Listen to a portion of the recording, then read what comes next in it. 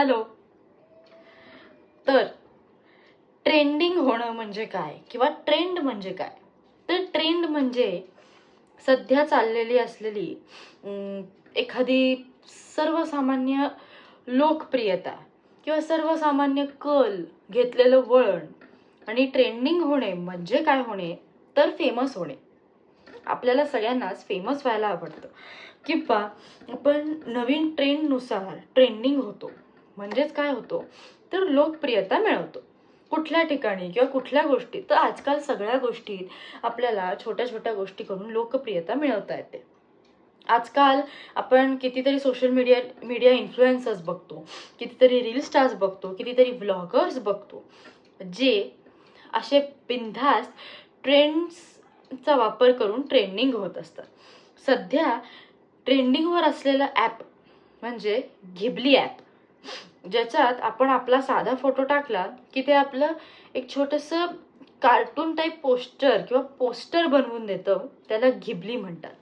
हां, ते मीही केलं. म्हणजे सगळ्यांसोबत त्याचं काय म्हणतात, वेड मलाही लागलं होतं. कधी कधी आहे एकदम, कधी कधी इच्छा होते की करावं. मग एक 2-4 किंवा एक ग्रुपमधला फोटो घ्यायचा आणि मस्त त्याचं घिबली करायचं आणि मस्त मागणं गाणं बिणं लावून फुल ऑन ट्रेंडिंग, फुल ऑन मजा मस्ती आणि ट्रेंड करायचा. थोडक्यात काय, मलाही ट्रेंडिंगचं वारं आहेच. अहो शेवटी मीही तुमच्या जनरेशन मधलीच आहे. मलाही ते असणारच ना. आणि ते वारं असं पसरत जातं की ते एकाकडून दुसऱ्याकडे, दुसऱ्याकडून तिसऱ्याकडे, तिसऱ्याकडून चौथ्याकडे इतक्या वेगाने येतं की तो वेग आपणही मॅच करू शकत नाही. म्हणजे तो ट्रेंड आल्या आल्या अगदी 2 सेकंदात आपल्या व्हॉट्सअपच्या कॉन्टॅक्टमध्ये, आपल्या इन्स्टाच्या फ्रेंड्समध्ये, फेसबुकच्या फ्रेंड्समध्ये किंवा इतर कुठेही आपण बघतो तर शेकडो लोकांनी ते ऑलरेडी केलेलं असतं. मग या जगातल्या निम्म्या लोकांनी ते केलं तरी राहिलेली जनता निम्मी मागे होतेच की ते करायला.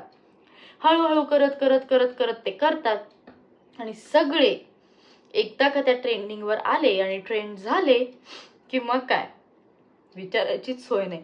कधी कधी ते घिबलीचं ॲप असं म्हणतं की थांबा, या रूटला ट्रॅफिक आहे, तुम्ही आत्ता काही करू नका. मला हा एक्सपिरियन्स आलाय तर हा. पण जशी यातनं मजा मिळते, आनंद मिळतो किंवा एक छान नवीन ट्रेंडिंग असल्याचा आपल्याला एक ट्रेंड किंवा हॅशटॅग मिळतो किंवा आपल्याला एक छान वाटतं की मी पण ह्यांच्याबरोबर आहे, मी पण या स्पर्धेत आहे. तर त्याचबरोबर आपल्याला या सगळ्याची मनापासनं सिक्युरिटी, सुरक्षितता पण बाळगली पाहिजे. कारण आजकालच्या जगात AI किंवा कुठल्याही गोष्टीत सुरक्षितता इतकी दुय्यम झालेली आहे की आपण सहज कुठल्याही लिंकवर क्लिक करतो आणि दुसऱ्या सेकंदाला आपल्या बँक अकाउंटमधले पैसे रिकामे होतात. कुठल्या तरी फोन कॉलवरती आपण OTP सांगतो आणि आपोआप आपल्याला काहीतरी मेसेज येतो. कधी कधी चुकून आपल्या बँक अकाउंटमध्ये कुणाचे तरी पैसे ट्रान्सफर होतात आणि मग कोणतरी आपल्याला कॉल करतं की चुकून आपल्याला आमचे पैसे तुमच्या अकाउंटमध्ये आले, तुम्ही ते आम्हाला परत पाठवा. मग आपण मोठ्या मनाने ते परत पाठवायला जातो आणि अचानक फ्रॉड केलाय म्हणून ती लोक बँकेत तक्रार करतात.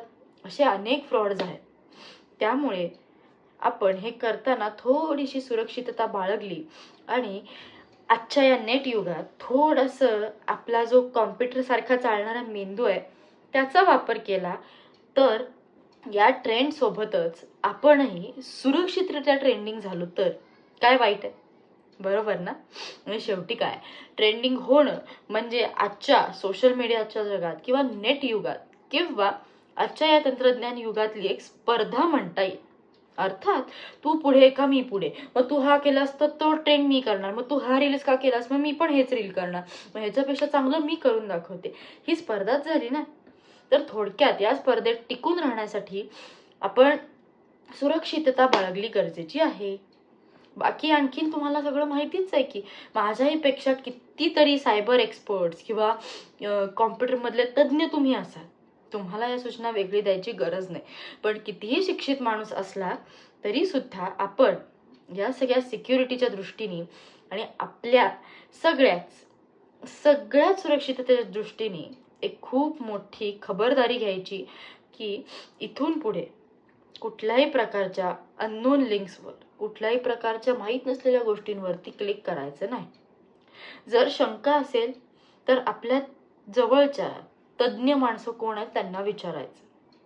ठरलं तर मग आजपासून हे करूया आणि या सगळ्या तंत्रज्ञान युगात आपण सेफ राहूया आणि तरी सुद्धा ट्रेंडिंग होऊया.